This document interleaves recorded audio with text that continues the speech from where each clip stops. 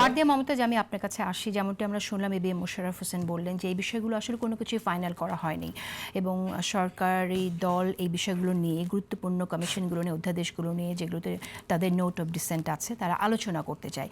কিন্তু তার আগেই আমরা দেখলাম এক ধরনের বয়ান দেয়া হচ্ছে যে বিএনপি সংস্কার বিরোধী, বিএনপি আসলে সংস্কার করতে চায় না, বিএনপি আসলে সেই সংস্কার করতে চায় যেটা বিএনপির পক্ষে যায়।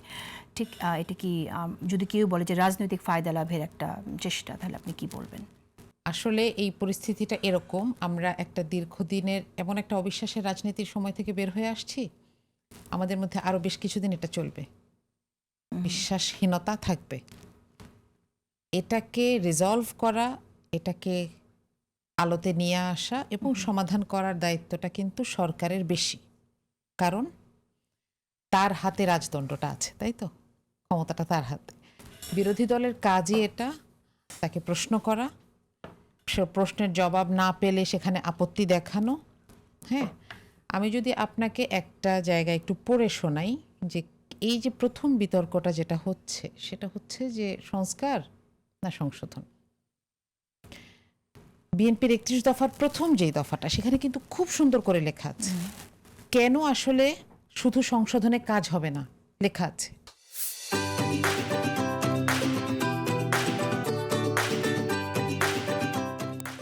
যে বিগত এক দশকের অধিক কালব্যাপী বিভিন্ন কারণে যেই অযৌক্তিক মৌলিক সাংবিধানিক সংশোধনী আনয়ন করা হয়েছে, মৌলিক সাংবিধানিক সংশোধনী কি জিনিস দেখেন, এগুলা শুধু অ্যামেন্ডমেন্ট দিয়ে এগুলোকে কারেকশন করা যাবে না, এবং এমন কিছু জায়গা রেখে দেওয়া হয়েছে, তৈরি করা হয়েছে, যেগুলো কিন্তু অপরিবর্তনীয়, কারণ ক্ষমতাকে কুক্ষিগত করার জন্য তাদের এটা করার দরকার ছিল। শেষ করি এটা পড়ে।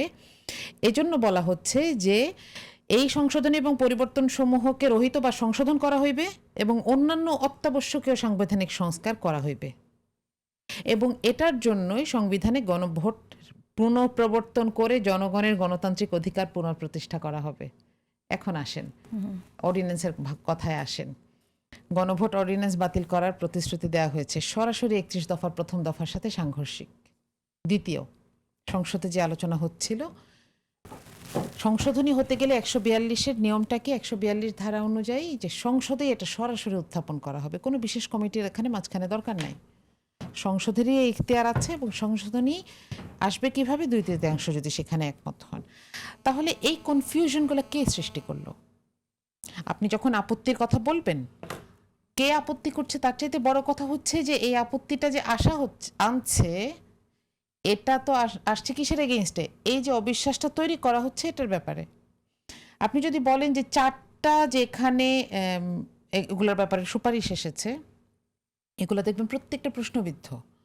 আপনি কিভাবে, ইলিয়াস আলীর স্ত্রী সংসদে আছে, আপনি কি করে গুম অধ্যাদেশ নিয়ে আপনি সংশোধনের প্রস্তাব আনতে পারেন?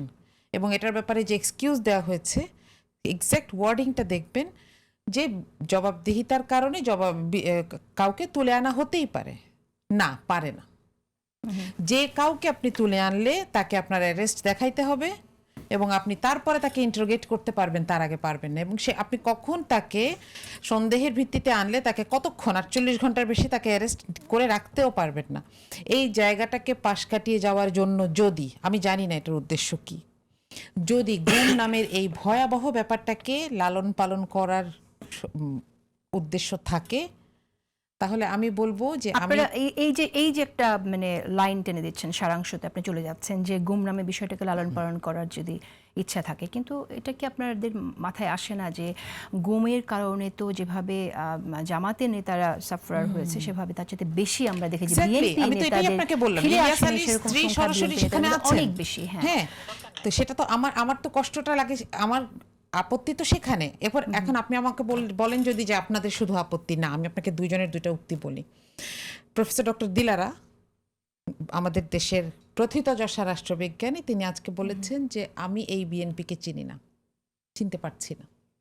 এটা শুধু জামাতের পক্ষ থেকে না, এটা শুধু বিরোধী দলের পক্ষ থেকে না, একাডেমিশিয়ানরা বলছেন, অ্যাক্টিভিস্টের কথা যদি বলেন, মানবাধিকার কর্মী শহীদুল ইসলাম বলেছেন। একাডেমিশিয়ানদের মধ্যেও এখন আমরাও আবার অনেককে দেখি জামাতের পক্ষে দাঁড়িয়ে যাচ্ছে, সেখানেও অনেক বিভক্তি আছে। এখানে সিভিল পক্ষ নাই, সোসাইটি এখানে পক্ষ মেম্বারসরাও নাই। অনেকে আপনি যদি বলেন যে মানবাধিকার কর্মী শহীদুল ইসলাম যেই স্টেজে বসে বলেছেন যে আমি জামাতের পলিসি পছন্দ করি না, সেই স্টেজে বসেই তিনি বলছেন যে এই ব্যাপারে আমরা ক্লারিফিকেশন চাই।